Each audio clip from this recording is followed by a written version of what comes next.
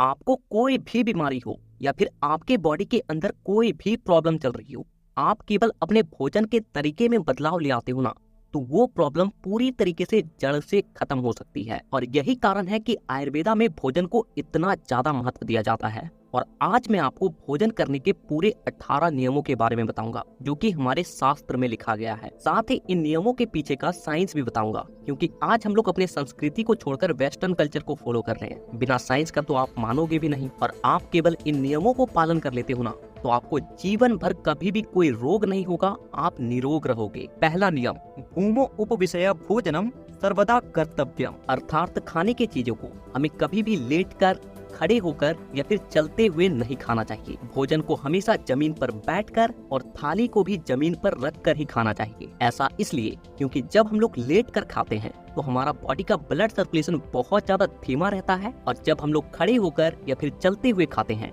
तो उस वक्त ब्लड सर्कुलेशन हमारी बॉडी में सबसे ज्यादा होती है। लेकिन जब हम लोग जमीन पर पालथी मारकर बैठते हैं तो इसका सबसे बड़ा फायदा ये होता है कि हमारा जो पैर है वो हमारे शरीर का लगभग आधा हिस्सा है, वो दब जाता है और हमारी बॉडी का ब्लड सर्कुलेशन का भाग पेट की तरफ हो जाता है, जो कि भोजन करते वक्त होना भी चाहिए। साथ ही थाली को जब जमीन पर रखकर भोजन को ग्रहण करते हैं तो हमें बार बार झुकना पड़ता है और उठना पड़ता है, जिससे हमारे पेट में एक संकुचन क्रिया होती है, यानी कि हमारा पेट स्क्वीज होता है और फिर नॉर्मल हो जाता है। इससे होता क्या है कि जब आप भोजन कर रहे होते हो उसी समय उस भोजन का पाचन शुरू हो जाता है। दूसरी बात कि आपको कब्ज की समस्या कभी भी नहीं रहती, और पहले से अगर है तो वो भी समाप्त हो जाती है। ये तो बहुत छोटा सा फायदा है। इसके अलावा जमीन पर बैठकर खाने का जो सबसे बड़ा फायदा ये होता है कि आप चाह कर भी बहुत ज्यादा भोजन नहीं कर पाते हो, क्योंकि अगर आप जमीन पर बैठकर पूरा भर के पेट को खाओगे तो आपको अकबकाहट सी लगने लग जाएगी, आपका श्वास रुकने लग जाएगा, आपको अकबकी लगेगी। और जिससे जाने अनजाने में आयुर्वेदा का भोजन करने का एक बहुत बड़ा रूल फॉलो हो जाता है। और वो क्या है कि आधा पेट भोजन से, 1/4 भाग पानी से और 1/4 भाग हवा से भरा रहना चाहिए। ऐसा होने से आंतों में मंथन क्रिया बहुत अच्छे तरीके से हो पाती है, भोजन ठीक तरीके से टूटता है और उसका कनकन पचता है, और कनकन आपके शरीर में लगती है। साथ ही साथ आपको कब्ज जैसी समस्या कभी भी नहीं होती, गैस कभी नहीं बनता। लेकिन वहीं पर अगर आप टेबल चेयर पर बैठकर खाते हो, डाइनिंग टेबल पर बैठकर खाते हो, तो पेट एकदम ढीला हो जाता है। साथ ही साथ मंथन क्रिया एकदम धीमी पड़ जाती है, जिससे वो भोजन पचने के बजाय सड़ने लगती है,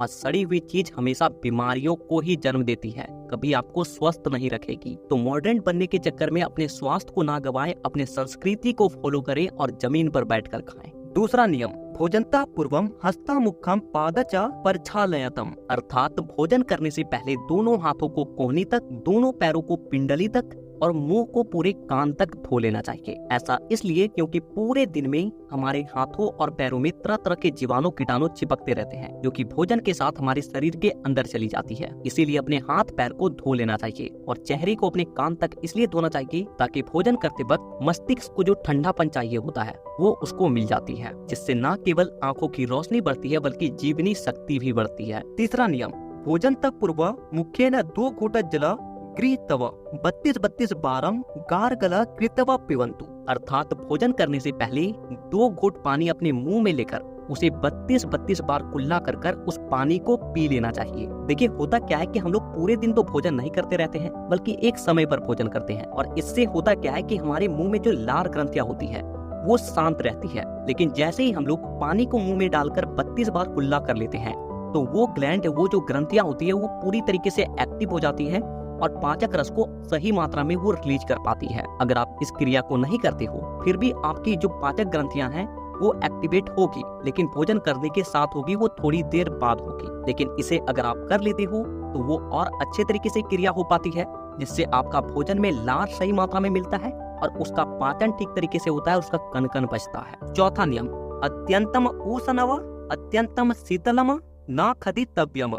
अर्थात भोजन को कभी भी एकदम गर्म या एकदम ठंडा नहीं खाना चाहिए। यानी ऐसा नहीं कि चूल्हे से उतारा और गर्मा गर्म खाना स्टार्ट कर दिया, क्योंकि बहुत गर्म खाना हमारे आंतों के लिए और हमारे दांतों के लिए बहुत ज्यादा नुकसानदायक होती है, क्योंकि गर्म खाना हमारे मसूड़ों के स्ट्रेंथ को घटाता है, जिससे हमारी दांत जल्दी हिलने लगती है। साथ ही गर्म खाना जब हमारे आंतों में जाती है तो वहाँ पे रिएक्शंस बहुत तेजी से होने लगती है, और जो कि पित्त दोष को बहुत तेजी से बढ़ा देता है, और जिससे आपको एसिडिटी होती है, जिससे लंबे समय में हमारे मुंह में अल्सर और एक्ने पिंपल जैसी समस्या देखने को मिलती है। इसलिए भोजन बनने के बाद उसे 15 से 20 मिनट तक ठंडा होने के लिए छोड़ देना चाहिए और फिर उस भोजन को ग्रहण करना चाहिए। ऐसा इसलिए क्योंकि जिस भोजन को हम लोग करते हैं उस भोजन का तापमान एक्चुअल में उतना ही होना चाहिए जितना कि हमारे शरीर का तापमान है। ऐसा होने से भोजन का पाचन भी तेजी से होता है और आसानी से होता है। अब आप इस चीज को भी समझ लीजिए, जिस तरीके से हमें बहुत गर्म खाना नहीं खाना चाहिए, ठीक उसी तरह से हमें बहुत ठंडा खाना भी नहीं खाना चाहिए, क्योंकि अगर हम लोग बहुत ठंडा भोजन करते हैं तो वो भोजन हमारे आंतों में जाकर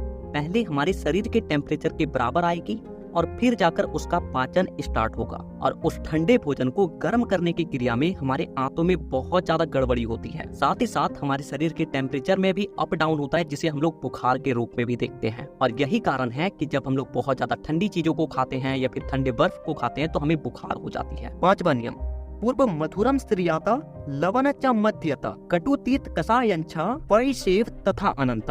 अर्थात खाना खाते वक्त हमें सबसे पहले मधुर रस यानी कि मीठी चीजों को खाना चाहिए, और बीच में नमकीन और खट्टी चीजों को, और अंत में तीखी और कड़वी चीजों को खाना चाहिए। अब इसके पीछे का विज्ञान भी समझ लेते हैं। तो देखिए, जब हमें भूख लगती है तो उस वक्त हमारे शरीर का पित्त दोष बढ़ा हुआ रहता है, और उस पित्त दोष को कम करने के लिए हमें मीठे चीजों को सबसे पहले खाना चाहिए, और फिर पित्त को हितकारक बनाने के लिए हमें नमकीन और खट्टी चीजों को खाना चाहिए, क्योंकि खट्टी और नमकीन चीजें पित्त को और ज्यादा बलवर्धक बनाती है और हमारे खाने को हजम करने में मदद करती है।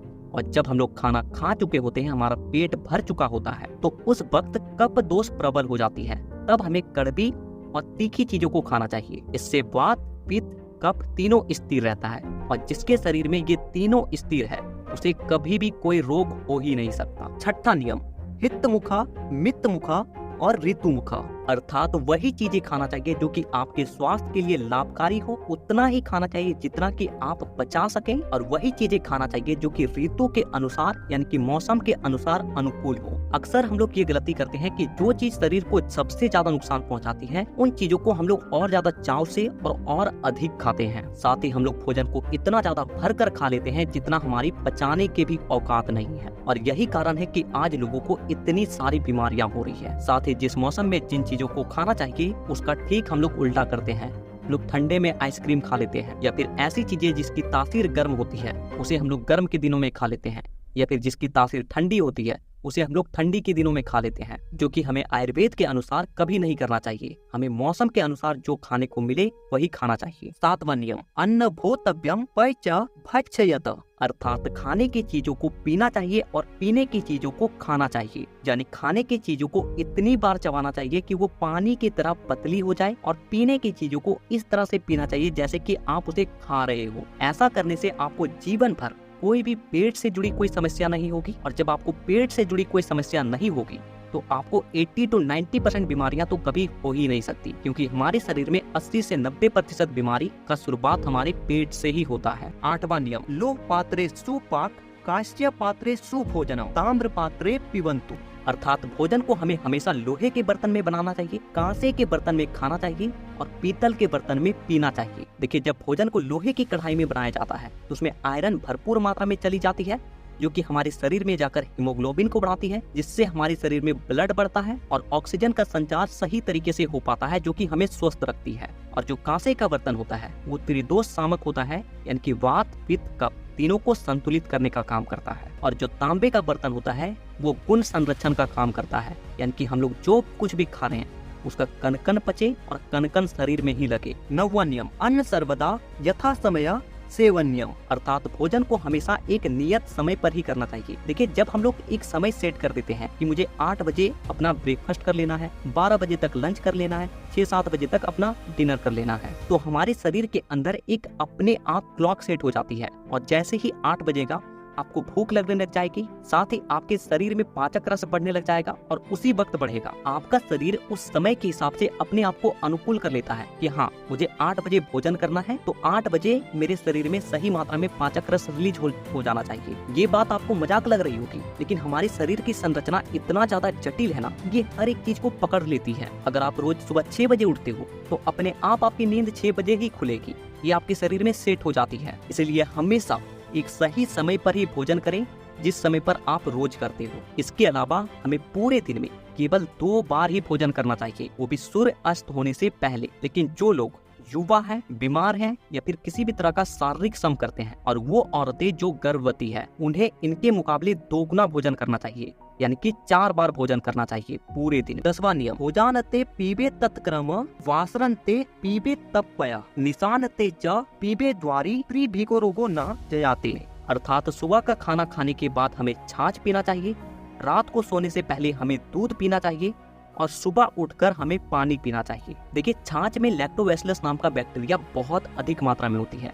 जो कि एक तरह का गुड बैक्टीरिया होता है, जो कि हमारे रोग प्रतिरोधक क्षमता को भी बढ़ाती है और हमारे पाचन को भी स्ट्रॉन्ग करती है, पाचक रस की मात्रा को भी बढ़ाती है। लेकिन इसे पीते वक्त हमें एक बात का ध्यान रखना चाहिए कि जब सूर्य उगा हो तभी हमें इसे पीना चाहिए। अंधेरे में कभी भी इसका सेवन नहीं करना चाहिए, क्योंकि अंधेरे में इसका पाचन स्लो हो जाता है, ये सही तरीके से नहीं पचती है। इसीलिए हमेशा छाछ को सुबह ब्रेकफास्ट या फिर लंच के बाद ही पीने के लिए कहा जाता है। अब दूसरी चीज, अब क्योंकि आपने भोजन को सूरज ढलने से पहले कर लिया है, इसलिए रात को सोते वक्त आपको भूख लगेगी और तब आपको क्या पीना है? दूध। लेकिन यहीं पर अधिकांश लोग गलती करते हैं। वो क्या करते हैं कि भोजन को पहले करेंगे और उसके कुछ मिनट के बाद दूध पिएंगे और सो जाएंगे, और जो कि उसे फायदा पहुंचाने की जगह उल्टा नुकसान पहुंचाती है। वो उसके शरीर में गैस जाकर बनाती है, कब्ज बनाती है और भोजन को पचने से रोकती है। क्योंकि आयुर्वेदा तो हमें ये कहता है कि रात को दूध पीने से हमारा वज्र बढ़ता है, हमारा वीर्य बढ़ता है, हमारा बल बढ़ता है। लेकिन कब? जब आपका भोजन और आपके दूध पीने का अंतर कम से कम 3 से 4 घंटे का हो। यानी कि आपने अगर 7 बजे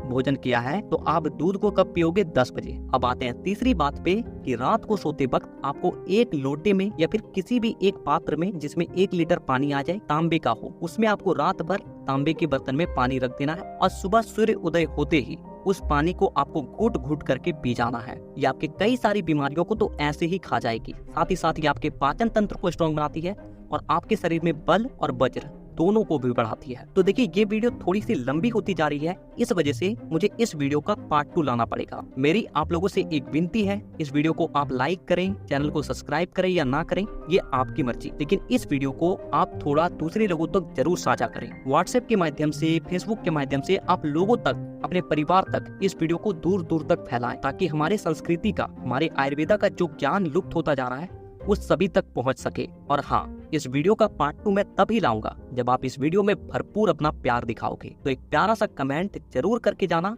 तो सबका मंगल हो। वीडियो देखने के लिए दिल से धन्यवाद।